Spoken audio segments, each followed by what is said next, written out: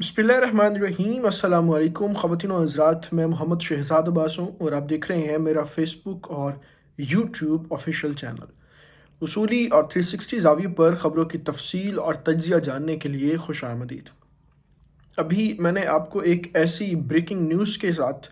बड़ी ख़बर के साथ आगाह करना है, अपडेट करना है, जो ईरान के जौहरी प्रोग्राम के हवाले से है, उसकी एटॉमिक पावर और एटॉमिक जो इस वक्त एनर्जी के ऊपर ईरान काम कर रहा है, उस हवाले से अपडेट है।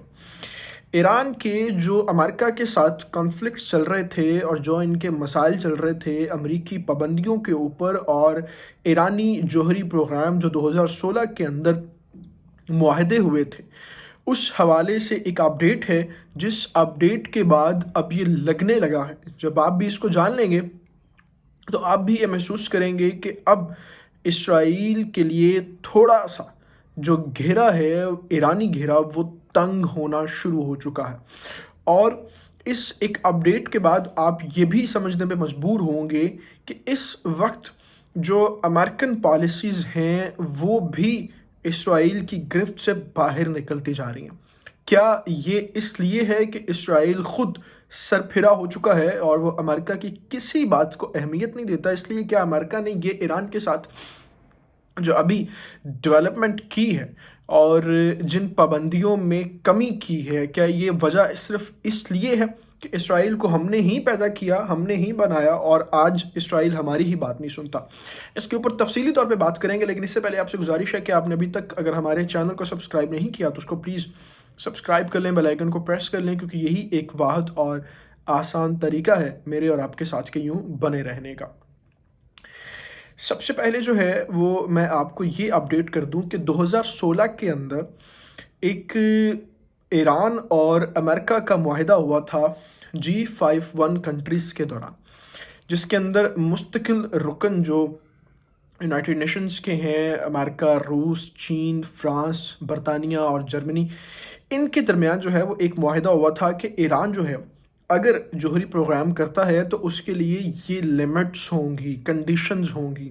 और वो किसी तरह की एटॉमिक पावर को, एनर्जी को गलत इस्तेमाल नहीं करेगा, वो कुछ भी जौहरी हथियार बनाने वाली पावर्स को स्टोर नहीं करेगा। ये तमाम तर चीज़ें थीं जिसके बाद ईरान को काफ़ी ज़्यादा मुश्किलात थीं, काफ़ी ज़्यादा प्रॉब्लम्स थीं और उसको चीज़ें काफ़ी जो है वो हार्डल्स और डिफ़िकल्टी का सामना हो रहा था। फिर जब 2018 के अंदर ट्रंप की हुकूमत हुई तो उसने इस 2018 के अंदर मुआहदे को ख़त्म कर दिया और अमेरिका को इस मुआहदे से निकाल लिया।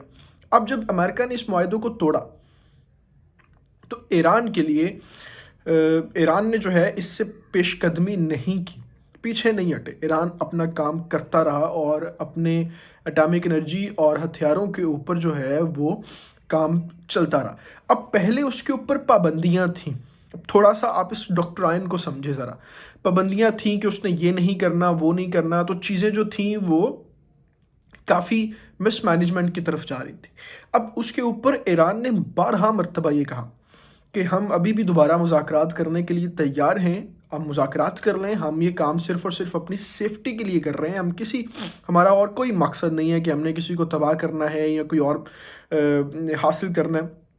ऐसा कुछ भी नहीं है। लेकिन चूँकि इसके अंदर अमेरिकन्स इन्वॉल्व नहीं थे तो उन्होंने इस तमाम तर पूरे सिनेरियो को, पूरे केस को जो है वो यूं ही अधूरा छोड़ के रखा हुआ था। अब जब इस पूरी जंग के अंदर इसराइल कूदा और इसराइल ने कहा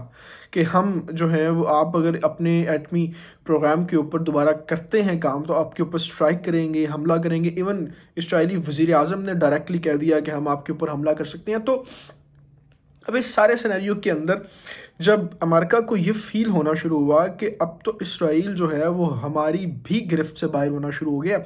और हमने जो है वो इसको अरब कंट्रीज़ के अंदर पैदा किया, हमने उसको स्पेसेस लेके दी, हमने जो है वो इसको यहाँ पे इसलिए बनाया कि ये अरब और खलीज ममालिक के सर के ऊपर आके बैठ जाए और हमारी हुकूमत यहाँ पर भी कायम रहे और तमाम तर جو ریلیشنز ہیں ان کو ہم اسرائیل کے تھرو یہاں سے، لیکن آج جو ہے وہ اسرائیل اپنا ہی ون ورلڈ آرڈر پوری دنیا کے اوپر لاگو کرنے کے لیے کبھی ابراہم ایکٹس کے تھرو کچھ کام کر رہا ہے، کبھی بحرین کے ساتھ کسی نہ کسی طریقے کے معاہدے چل رہے ہوتے ہیں، کچھ نہ کچھ چل رہا ہوتا ہے. آج ہماری ایک بھی سنی نہیں جا رہی. تو اس سارے تناظر کے اندر، اس سارے سینیریو کے اندر اب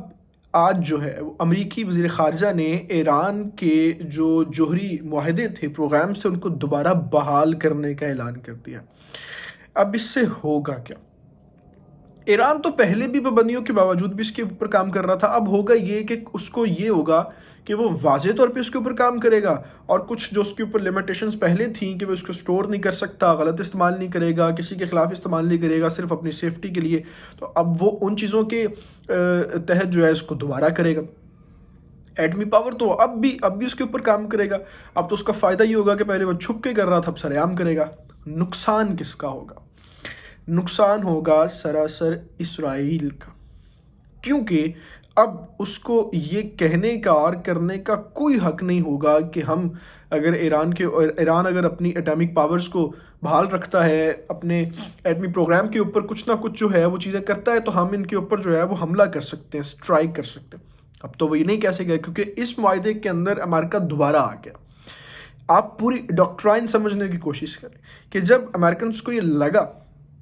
کہ اسرائیل جو ہے وہ خود ہمیں اب بیک بون کرنے کی کوشش کر رہا ہے، اور فرنٹ سے ہٹانے کی کوشش کر رہا ہے، اور خود دنیا کا لیڈر بننے کی کوشش کر رہا ہے، اور تمام مسائل کو، تمام چیزوں کو خود دیکھنے کی کوشش کر رہا ہے، تو ٹھیک ہے، پھر ہم ایران کے جو جوہری پروگرام ہے اس کو ریگولیٹ کرنے کی طرف آ جاتے ہیں. ٹھیک ہے، آپ کریں پھر. اور اسرائیل کو یہ ڈر بیٹھے کہ ہاں بھئی اب تو ایران جو ہے وہ کر سکتے ہیں. تو اب پورے سینیریو کو، پورے چیپٹرز کو دیکھتے ہوئے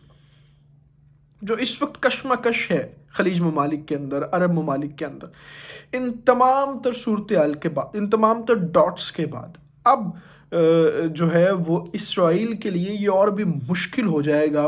کہ وہ ان تمام تر صورتحال کے بعد ایران کے اوپر اب کوئی حملے کی بات کر سکے، یا سٹرائک کی بات کر سکے، یا کوئی میزائلز کی بات کر سکے. اب وہ کسی طریقے سے ایران کے اوپر کچھ بھی نہیں کر سکے گا. تو یہ میرے نزدیک ایرانی پالیٹکس میں ایک واضح طور پر بڑا آج ایک ڈیولپمنٹ ہوئی ہے، جو ان کے جوہری پروگرام میں ان کو آئندہ آنے والے وقت میں بڑا فائدہ دے گی. اور اسرائیل کے لیے یہ ایک بدترین فیصلہ ہے جسے شاید اس نے خود اپنی ہی پالیسی سے امریکنز کو اپنے خلاف کروا لیا. ان تمام تفصیلات کے ساتھ ابھی میں آپ سے اجازت چاہوں گا. آپ سے گزارش ہے کہ آپ نے ابھی تک اگر ہمارے چینل کو سبسکرائب نہیں کیا تو اس کو پلیز سبسکرائب کر لیں، بیل آئیکن کو پریس کر لیں، کیونکہ یہی ایک واحد اور آسان طریقہ ہے میرے اور آپ کے ساتھ کے یوں بنے رہنے کا. اور اسی چینل کے تھرو ہم آپ تک مستند ترین خبریں بروقت پہنچاتے ہیں، بہترین تفصیل اور تجزیے کے ساتھ. آپ مجھے میرے فیس بک اور ٹویٹر اکاؤنٹ کے اوپر بھی فالو کر سکتے ہیں، ان کے لنکس میرے اباؤٹ سیکشن کے اندر موجود ہیں. اللہ تعالیٰ سے دعا ہے اللہ تعالیٰ پاکستان کا اور پاکستان کے نوجوانوں کا حامی ناصر ہو. اپنا بہت سارا خیال رکھیے گا. اللہ حافظ.